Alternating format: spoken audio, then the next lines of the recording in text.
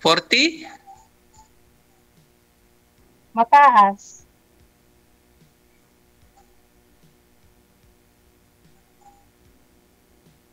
Tao ba to, ma'am? Tao po ba? 46 years old. May 46 na po may ako. naging, may naging asawa ka, ma'am?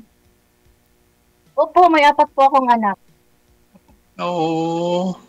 Then, ang asawa mo saan na? Hindi ko na po alam. Actually, wala na po kaming kontak mula na mag-abroad ako. Hindi na rin po ako Oo. nakipag-contact. Yan ang humiwalay eh. Hindi na po ko nag-cross ang laptop namin. Okay. Anong trabaho mo sa Dubai, ma'am? Koko ako ngayon. Cook. Tagaluto. Sa bahay. Uy, masarap ka magluto. Cook ka. Opo.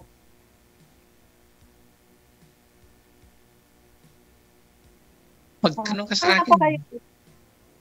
Ay. Wala naman po akong tatanong kasi ano. So, Basta anong hanap mo sa lalaki ngayon? Simple. Yung may oras sa akin.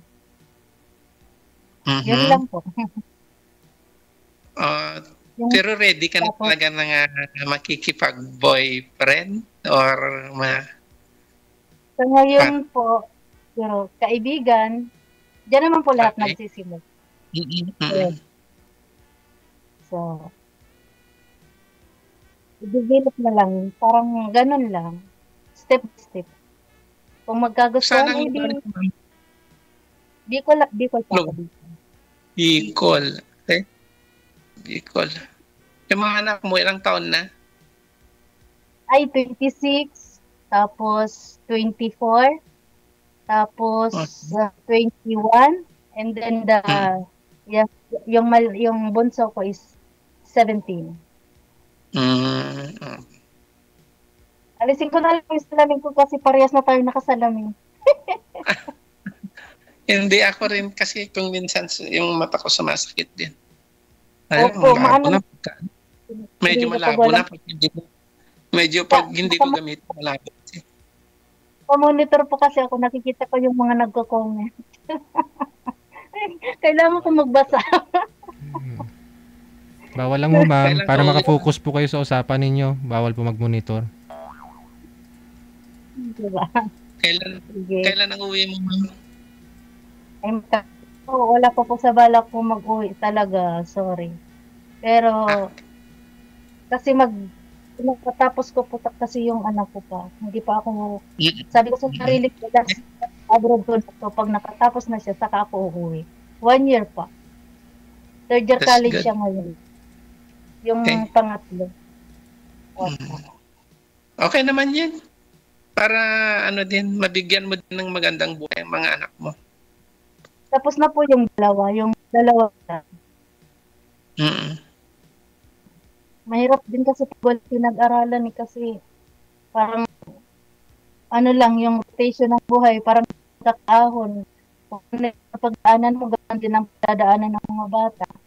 Ganun. So, sabi ko sa sarili ko, papagtapusin ko sila para hindi na sila sumunod sa yapak ko. Kasi po ako high school graduate lang. Kaya, yes lang.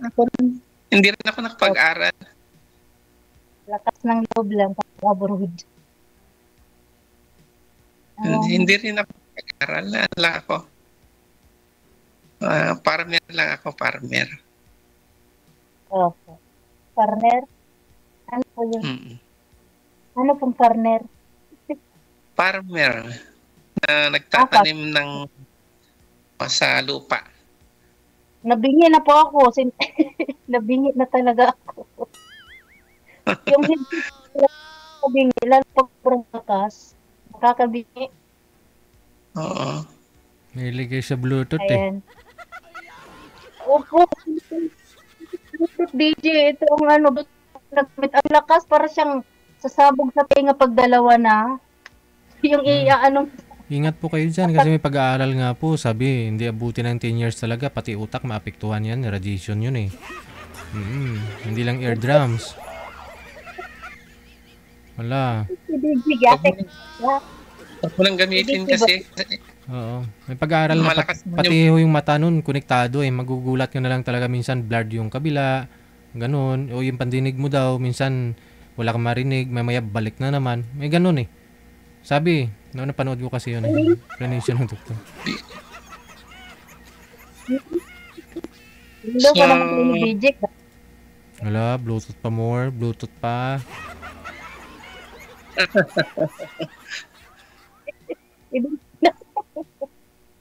Magtanong ka sa Hindi akin, nga. ma'am.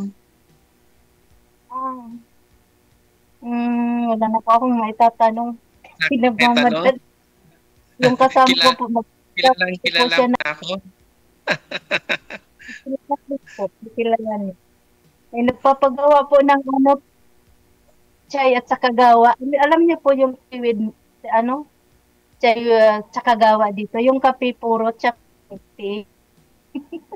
Gagawin ko po kay anong Rose na alas 6 na dito. DJ, yung timing mga JJ. Ay, gusto ko pa sana makipag-usap kaso may gagawin na ako.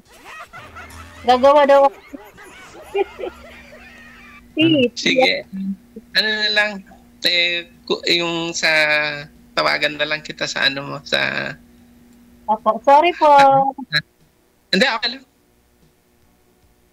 Alas 5 na. Sige lang. Work first kasi. Oo.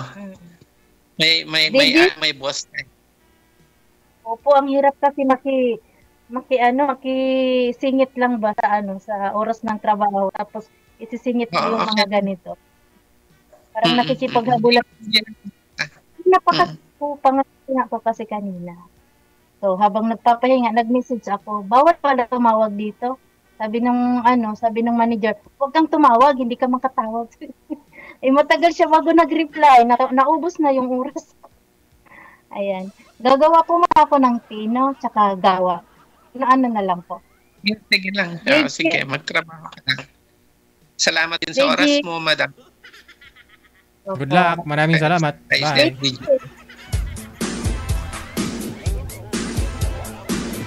Oras natin alas 9. 23, no?